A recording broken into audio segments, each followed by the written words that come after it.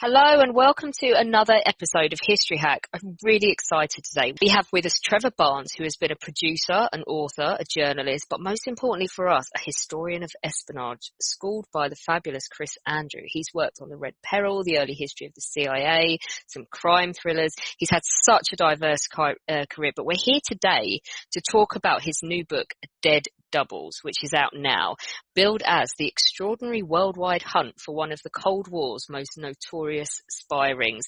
Hello, Trevor. Welcome. Hi, Alex.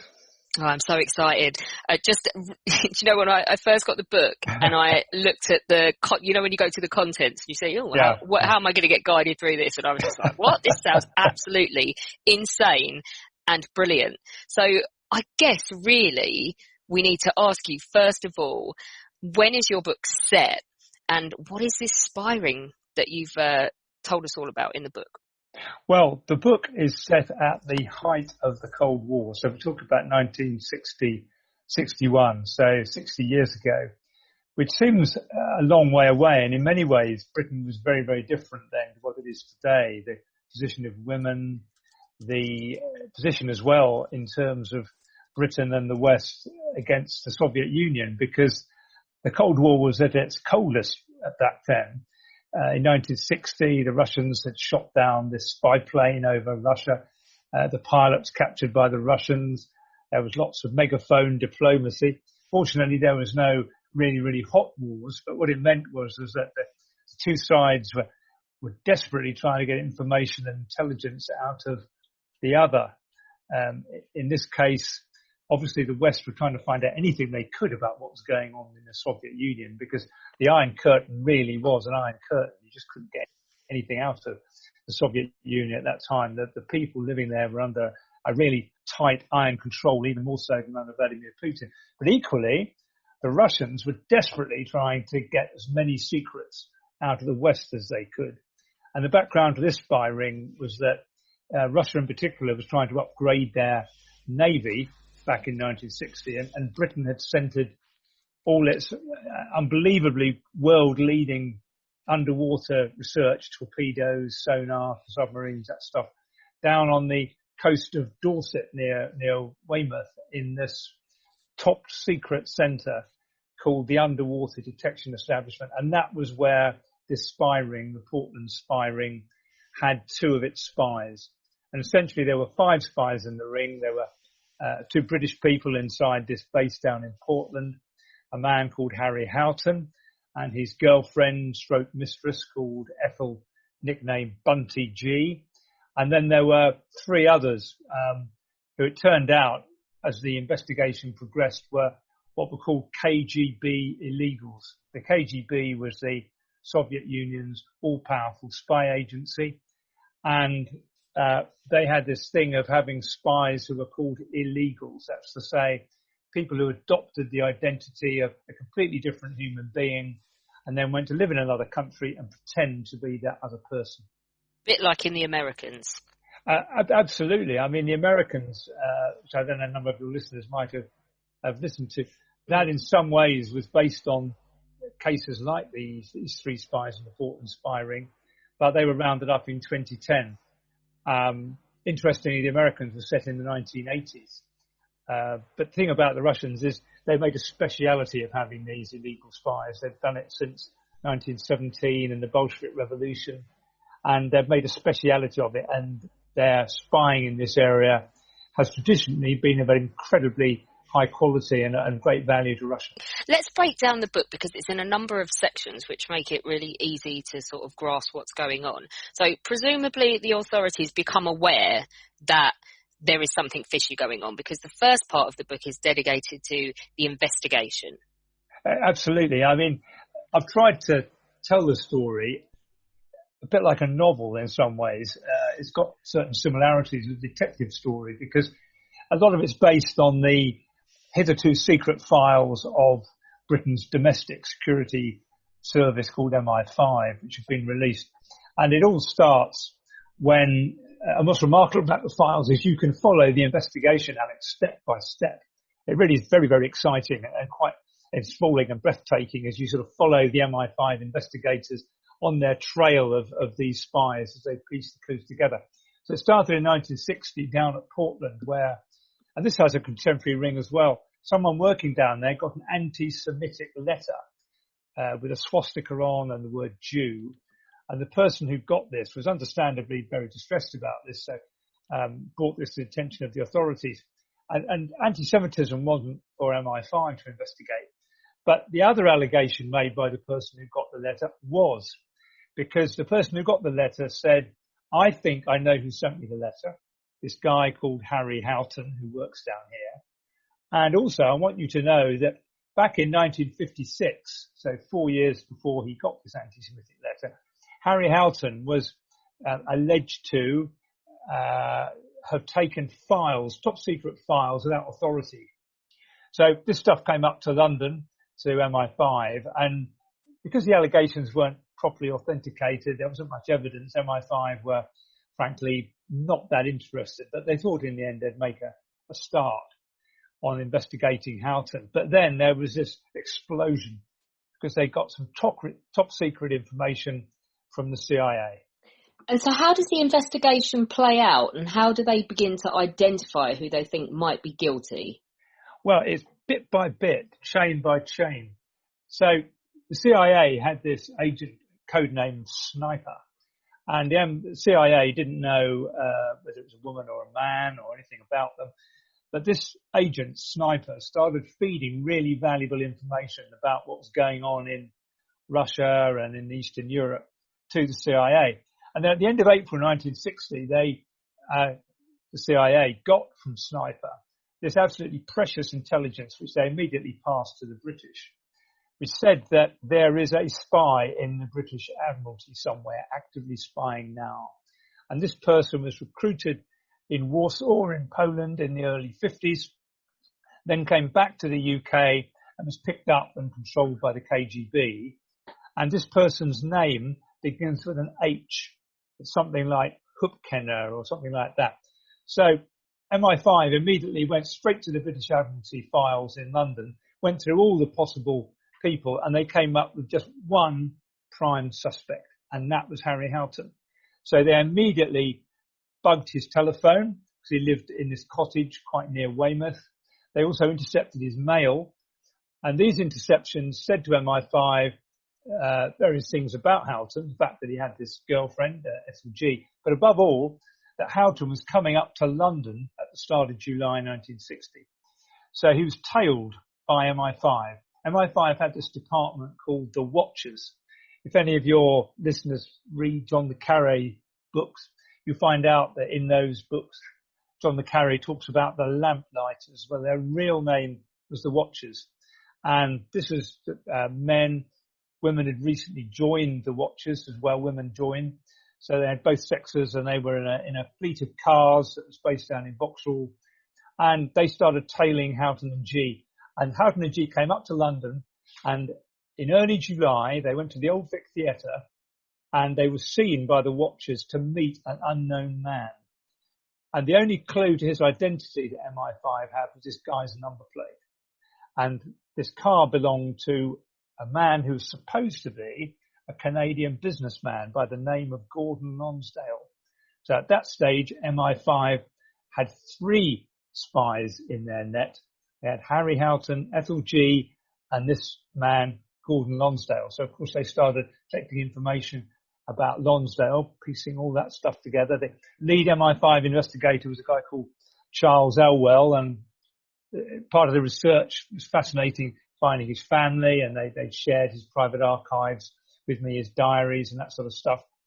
But the weird thing that happened was hardly had they got Gordon Lonsdale on the screen. He came out to London again at early August, and his Watchers tailed him to a restaurant near Waterloo and sat down so close to Harry Houghton and to Lonsdale, they could hear snatches of their conversation. Harry Houghton was overheard to say, "I've got, quote, plenty, close quotes, in my attaché case for you tonight." We're talking about future meetings. But at that stage, suddenly, Lonsdale just disappeared on a Friday afternoon at the end of August, having been to a bank in central London, seemed to go in with 3 packages and come out with nothing.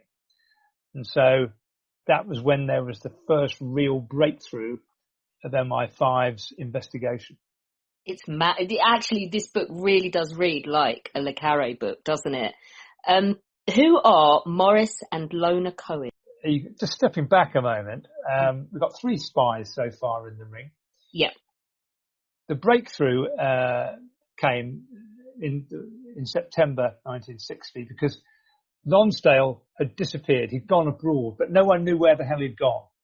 An intercepted phone call suggested he'd gone abroad for 6 weeks, possibly to Canada, but he hadn't gone to Canada. One fascinating aspect of this research and the book as well is the incredible international scope of it. I mean, it's stretched from New Zealand, where the New Zealand Security Service got involved, the Canadians, the Mounties, they have an intelligence service, the CIA, the FBI. It really did span the globe. But anyway, MI5 decided to go into the bank where these things were placed by Lonsdale, and they found a treasure trove of KGB spy paraphernalia, coding pads, photographs, and that sort of stuff. But to answer your question about who the Cohens were, when he came back to this country in the middle of October 1960, Gordon Lonsdale took a flat in a big block of apartments near Regent's Park, and he kept disappearing every night. And MI5 was scared stiff of alerting this guy Lonsdale, because by this stage, the security service were convinced that he was one of these deep cover, highly trained Russian illegals, and therefore would be on alert for the smallest suspicious sign that he was on the radar screen of MI5 and that he might just then disappear. So they were really, really careful about following it. They didn't want to risk anything, so they had radio blackouts for the cars of the watchers. And they traced Lonsdale. They followed him just a bit further every night when he disappeared. And they tracked him out to northwest London, to this sleepy suburb called Ruislip. And they kept watch on... Sorry, I just laugh because I've been there, and very sleepy it is. Yeah. And it's interesting, the people who live there now, because I went there to research it. Anyway, they set up an observation post in the bungalow opposite to the road where they had traced Lonsdale to.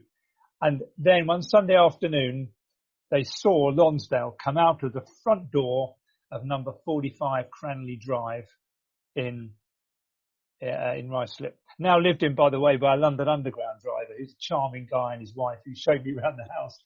And so MI5 knew at that stage, this is where Gordon Lonsdale goes. And this house was lived in by a couple who were called Peter and Helen Kroger. Now, your question was, who on earth were the Cohens? Well, the answer is the Cohens were actually Peter and Helen Kroger. That were their real names, the Cohens. But this was only found out when the Ring was arrested in January 1961. And the reason they were rounded up in a bit of a panic by MI5 was that you might remember the CIA spy I talked about. His code name was Sniper. Yes. Well, he suddenly, at the start of 1961, said to the CIA in Berlin, I'm going to defect tomorrow. Get ready. I'm coming out. I think I've been exposed. So you can imagine, alarm bells ringing down in Berlin, over 900 miles to the east of London, but also in MI5 headquarters, because MI5 knew that as soon as this guy defected, Moscow Center, as it's called, that's KGB headquarters, would immediately get their top investigators going over all the intelligence, the information that this person, Sniper, could have passed to the West. And therefore, the KGB might send an alarm signal to London and tell their 3 illegal spies, Gordon Lonsdale. And by the way, at this stage, MI5 didn't know who this guy really was. That was also another exciting investigative process that MI5 had to follow. But this guy Lonsdale and the 2 Krogers, real name, the Cohens, would do a flit and just disappear. But in fact, the real identity of the Cohens is only found out after they were arrested on the 7th of January 61, because when they were arrested, they refused to let anyone take their fingerprints. So they had to go to court. The court ordered them to be fingerprinted. And then there was a ka-ching moment, because the fingerprints were taken back to New Scotland Yard's fingerprint division. They went through all their fingerprints, and there was this magic moment when they realised there was a match. Because 2 years before, the FBI had circulated all around the world the fingerprints of Morris and Lona Cohen as suspected top-ranking KGB spies who had done a flit from America in 1950. So the FBI had been hunting the Cohens since 1953 at least. And then when MI5 had basically caught this spy ring in their net in January 61, they discovered that at least 2 out of the 5, the Krogers, proved not to be little tiny minnows, but 2 great fat mackerel that the FBI had been searching all around the world for years. You have a section in the book, don't you, on the FBI hunt for them? It was not a small endeavour. No. I mean, that in itself was amazing. It's led by this remarkable FBI guy called Al Belmont, who had joined the FBI in the 30s, and he'd done everything from break prostitution rackets to before he got started on the hunt for the amazing KGB, very successful KGB penetration of American military and other facilities during World War II. The highlight of which, of course, from the Russian point of view, was their remarkable penetration of the American atomic bomb project down in Los Alamos, which it turned out they had a number of agents in who were feeding top secret information to the West. And one of those agents was indeed Lona Cohen. And it's a remarkable story, which I pieced together in the book, of how she actually smuggled out of Los Alamos the first ever complete plan of the American atomic bomb for the Russians. It's just insane. It's such a good story. So they have been caught now. Yep. Tell us about the trial. Well, the trial took place in March 1961, Alex, and it made headlines all around the world. I mean, as you said, it was a astounding story, and journalists like a good story. The only country that didn't cover the trial and send anyone from the news agency was, surprise, the Soviet Union. Funny that. And Russia. Strange coincidence. But understandably so, because as I said, back in 1960, the Soviet Union was hermetically sealed away from the West. So trial happened. It's quite interesting in the files, because you find out that this idea of media manipulation by the government is nothing new. I mean, it took quite a while for the government to realise, this was the government of Harold Macmillan, by the way, so he was then the Conservative Prime Minister, to realise how embarrassing this penetration of Portland was for the government and for the Admiralty. It really was potentially a massive banana skin. So they had to manage the trial carefully, in particular the information they allowed the jury to hear and allowed the journalists to get hold of. So there was no mention of, for example, any of the buggings of the telephones, interception of the mail of the spies. And above all, there was no mention at all, not a whisper, of the incredibly important role of Britain's code-breaking agency at GCHQ. And when you research this area, you find out that GCHQ is the most secret of secrets. It's really hard to find out anything at all. It's released very much at all into the files. But I was lucky enough to find in one particular set of documents some references to the key role that GCHQ played and get new information about it. So that was all kept back from the jury. The trial happened. The 2 spies, Harry Houghton and Ethel G, went in the witness box. They basically tried to say, look, Harry Houghton said, I didn't do this for any reason other than pressure, duress. Dodgy people came to basically beat me up. And then it was me, Harry Houghton, who persuaded my girlfriend, who was completely innocent really, Ethel G, to smuggle these documents out. The 3 KGB illegals didn't go in the witness box because then they could be cross-examined. Instead, they just stood up in the witness box and gave statements. And what Lonsdale did was try and take all the blame. He tried to say that the Krogers, otherwise known really as the Cohens,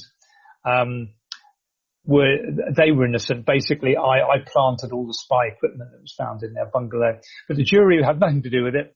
They didn't believe a word of it, essentially. and they found them guilty after 45 minutes out in the jury room. And they were given really swingingly tough sentences. The leader, really, if you like, Gordon Lonsdale, was given 25 years. And it was so unexpected, there were gasps of surprise from the well of the court. 20 years each to the two Krogers, because they weren't tried in their real name of the Cohens. They were tried as the Krogers because the prosecution were afraid that if any hint of their KGB background in the States was known to the jury, that would influence them and prejudice the result of the trial. And the two Brits, Harry Houghton and Ethel, were each given 15 years.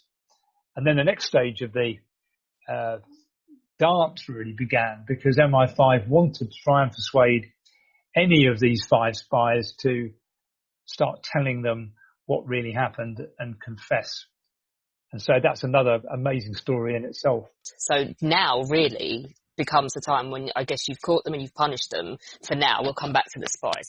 But you've got to pick apart what the hell went wrong, haven't you? And make sure it doesn't happen again. Well, when this story came out in the newspapers in March, there was, of course, a huge brouhaha because it was so embarrassing. There were a whole load of questions to be asked. I mean, what about these Cohens? I mean, why did they actually end up having New Zealand passports? Because when they all got arrested, they were found to have New Zealand passports. Why were they allowed in? Next question. Why didn't GCHQ pick up the radio transmissions earlier from the bungalow in Ruislip? Because about a week after the arrest of the Cohens, down in their cellar, hidden away in an expertly prepared cavity with a concrete lid, was this state-of-the-art radio transmission equipment that got found. You could basically send a message by radio that would normally take 20 minutes to send in just a few seconds, a sort of back squeak of noise, and then it had gone off to Moscow. So, that was that. Then did MI5, did they behave properly? Could they have arrested these people earlier? So loads of questions, and a top secret inquiry was held in Whitehall, all behind closed doors. And there was this parade of top secret people who came along, and remarkably in the National Archives at Kew, the Cabinet Office Papers has the evidence given by these people word for word that I came across. They had a stenographer in the room, and it's like being in the room with them. You follow exactly what they said. And one of the witnesses, for example, was the head of MI5, a guy called Sir Roger Hollis, later, in my view, falsely accused of being a KGB mole himself. He had to come and give evidence 5 times to this committee. And this inquest happened, and essentially it was very, very well conducted. And I think it's a tribute to our democracy that the whole of this inquiry has now been made public. So you can go to the archives and find out what happened. The KGB, of course, had a very similar inquiry going on, I discovered, in Moscow. But, of course, I got a few hints of that from a couple of former KGB people who finally agreed to talk to me in Moscow. But, of course, that's never, ever been officially published in Russia, and almost certainly never will be. We've so got to touch on the Russian interpretation of this story before we finish. But I just want to... So you would throw away the key, wouldn't you? You're spies. You've betrayed your nation. Get in jail. We never want to hear from you again. But then politics comes into play, doesn't it? Well, absolutely, because MI5, CIA, FBI, there were loads and loads of things they really wanted to find out from these spies, because none of them, certainly before the trial, agreed to cooperate in any way whatsoever. And clearly MI5 wanted to know, for example, how long the 3 KGB spies, the illegals, had been spying, what techniques they'd used, what agents they had. Would they say anything?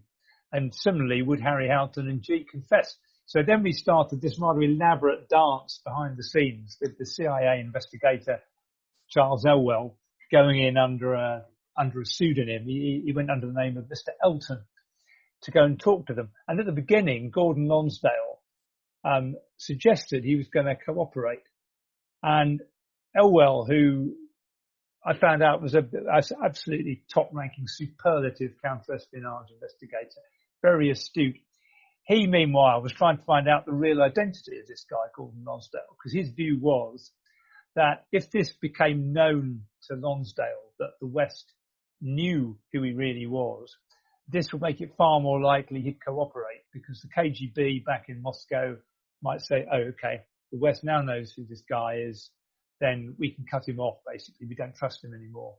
And so there was an incredibly fascinating investigation that Elwell led, which resulted in the fact that he found out that the real name of this guy was Konon Trofimovich Molody, and he'd been born in Russia, and his parents, because they were so poor and hungry in the early 30s in Russia, there were famines everywhere, basically agreed to send young Konon over to California, of all places, to live with his aunt, who was a ballet teacher.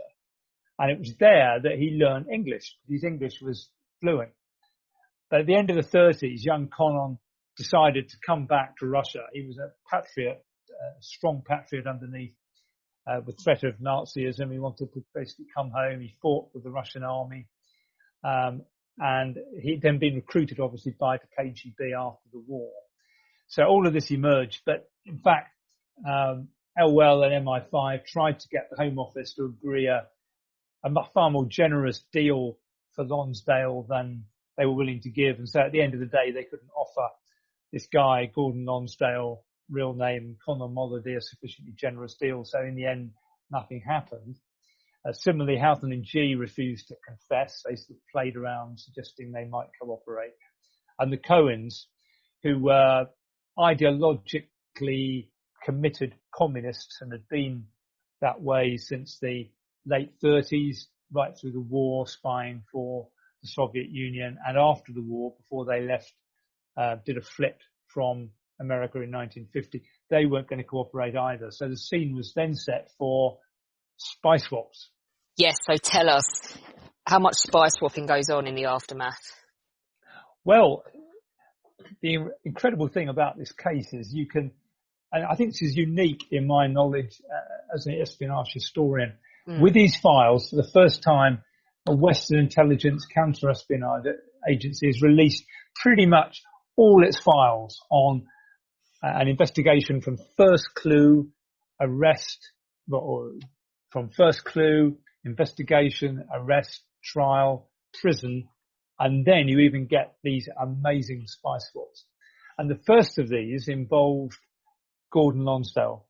And essentially, the Russians, who are very adept at this, realized that the only way they'd be able to get a spy swap was by having a player, if you like, on their side on the international spy swap chessboard.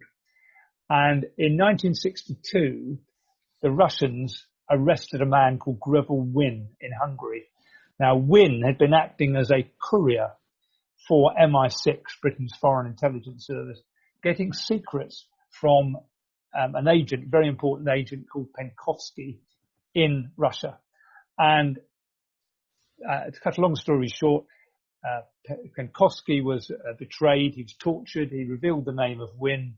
Wynne was arrested in Hungary, hauled back to the Soviet Union, big show trial, and Wynne was sent to a very tough prison, and his health was declining pretty rapidly. The Russians were very adept at placing stories in Western newspapers to influence public opinion, what the KGB called and still call active measures. And the net result was that in the end, the British government in April 1964 agreed to a spy swap. So it's Greville Wynne for Gordon Lonsdale. And Lonsdale was flown out to Berlin, and he had one of these classic spy swaps at this place in Berlin called the Heerstrasse at dawn in April 1964. And so Gordon Lonsdale was out of jail, but that left the two Cohens waiting in a British jail. I don't want you to tell us what happens in the end to them, because I think people should buy the book because it just sounds absolutely brilliant. But we have to talk, don't we, about Russian versions of the truth, because you have a whole section on this at the back, because needless to say, they don't agree, do they, with everybody else's interpretation? Well, that's exactly right. And one of the challenges as a historian, and one of the reasons why I was really keen to investigate and write a history of this, is that with a lot of these spy cases, you don't get Russian sources. I mean, one of the many, many facets of the story that's interesting is, of course, the Portland spy ring were arrested and put on trial just a little before the exposure of the spy called George Blake. Now, he'd confessed to MI6 immediately after, this is in terms of timing, after the Portland spy ring trial. And then he was put on trial as well, and that made more headlines all around the world. The difference was that his trial was almost completely in secret, unlike the Portland spy ring, which was almost completely open. And this, in turn, distracted information from the Portland spy ring case. But the point is, there is nothing that's been released from the Russian archives about George Blake, whereas there was material from the KGB files about Houghton and G that had been released. And also, it turned out that these three KGB illegals, so Konon Molody, Morris and Lona Cohen, after they got back to the Soviet Union, became heroes of the Soviet Union. And they are now icons of nationalist fervor, really, and intelligence adulation, intelligence service adulation in Vladimir Putin's Russia. And they had stamps revealed in their, they had stamps with their faces that were made and issued in the Soviet Union. There are books praising their skills and abilities, and even I discovered in 2017 a special exhibition called Golden Spies of Russia, which had portraits of these three spies there. But the challenge for a historian is that you have to winnow out the truth. Now, a number of people about looking into spy histories basically dismiss almost all of the Russian sources. They say it's a poisoned well of evidence. And my approach was that that's too simplistic, because a number of the accounts in Russian only are by former KGB officers who knew exactly what was going on. And if you triangulate the evidence that they produce with other material, I think it's possible to get a pretty accurate view from a Russian point of view of what went on. And so that's what I've tried to do in the book. And when you piece together these Russian bits of the jigsaw, Alex, you do find that the story of the espionage, what these three KGB illegals did as spies, and also what Harry Houghton and Ethel G achieved, becomes much clearer. For example, the industrial size and number of documents that Harry Houghton and G got out to the West is remarkable. Secondly, you find, for example, that the story of Molody and his career, how he got recruited by the KGB in the late 40s, early 50s, was trained as an illegal, came to Britain to run this spy network, how the Krogers, real name the Cohens, having got back to the Soviet Union after they fled from America in 1950, were kicking their heels, wanting another assignment, how the KGB then trained them up, especially to be the communications operators for the Portland spy ring, how they met up in London. All of this is, you can piece together from the Russian sources. It's absolutely fascinating to find. And also meeting some former KGB officers, one in particular called Mikhail Lyubimov, who was an exact contemporary within the KGB of the famous defector Oleg Gordievsky, which a lot's been written about. This guy Lyubimov met me in Moscow, and he had met Konon Molody, because Molody, after he went back to the Soviet Union and the KGB, acted as a trainer at the Academy for Spies, which the KGB was running.